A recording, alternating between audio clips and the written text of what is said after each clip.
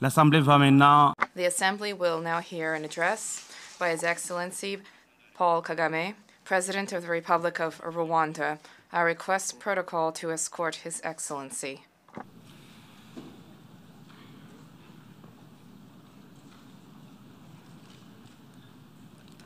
Au nom de l'Assemblée générale, On behalf of the General Assembly, I have the honor to welcome His Excellency Paul Kagame, President of the Republic of Rwanda, and to invite him to address the Assembly. President of the General Assembly, Secretary General, Excellencies, Heads of State and Government, distinguished delegates.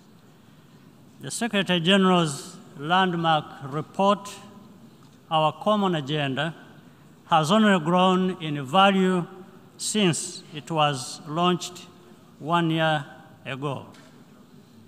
The world is in a state of turbulence with intersecting crises growing in scale and severity, including climate change, food price inflation, conflict, and uncontrolled migration. These challenges all require multilateral cooperation and efforts, yet the perception that the international system is no longer up to the task has only deepened, particularly where the interests of powerful members are at stake.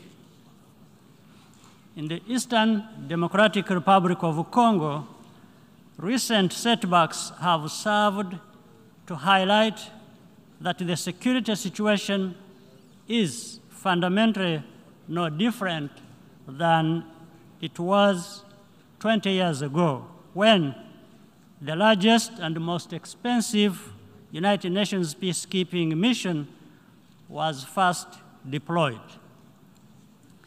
This has exposed neighboring states, notably Rwanda, to cross-border attacks that are entirely preventable.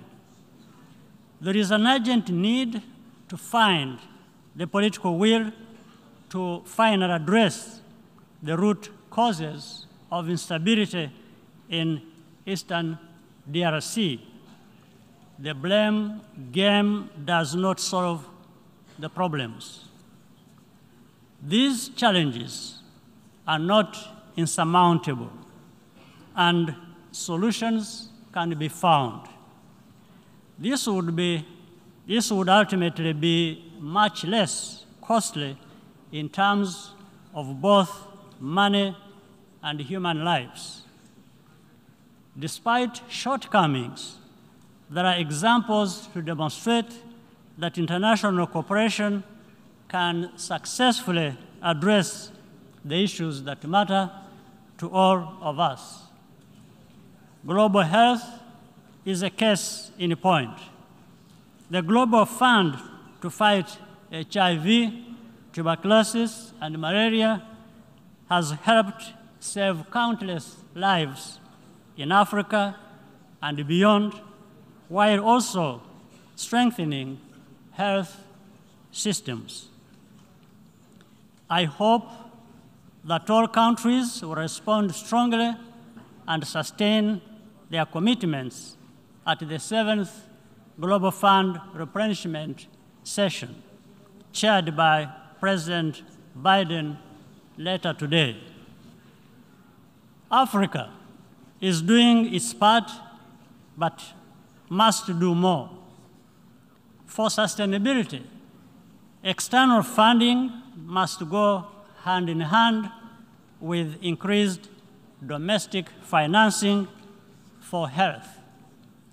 This is a priority which the African Union is tracking on an annual basis, and which I'm honored to lead on behalf of the organization. We are also working with partners to bring end-to-end vaccine manufacturing to our continent, notably through collaboration with BioNTech and strong support from the European Union. This is critical to increase Africa's resilience against future pandemics. I commend the Secretary General for convening the Transforming Education Summit earlier this week. The future of billions of children and young people across the world depends on overcoming the challenges of inclusion and quality of instruction, particularly as we recover from the pandemic. Away from the headlines, the United Nations and other multilateral institutions retained the ability to set an agenda around which we can all rally. At the recent Commonwealth Heads of Government meeting in Kigali, leaders adopted an ambitious program of action, including special instruments on living lands, sustainable urbanization, and child care protection and reform. We also agreed to prioritize public-private partnerships to create digital jobs for young people across the Commonwealth.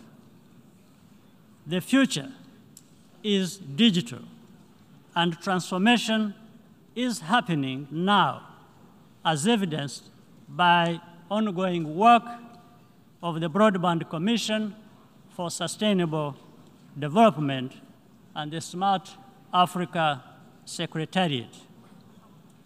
High-quality digital jobs are a practical response to the underlying drivers of irregular migration by closing the human capital investment gap that separates high and low-income countries.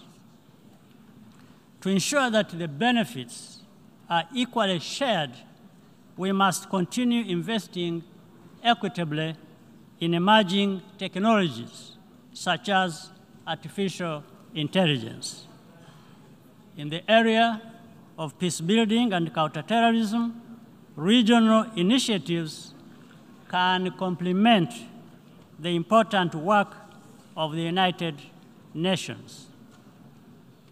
Regional and bilateral initiatives have been proven to make a big difference, whether in the Central African Republic or the successful engagement to contain violent extremism in northern Mozambique, conducted by Rwanda and the Southern African Development Community.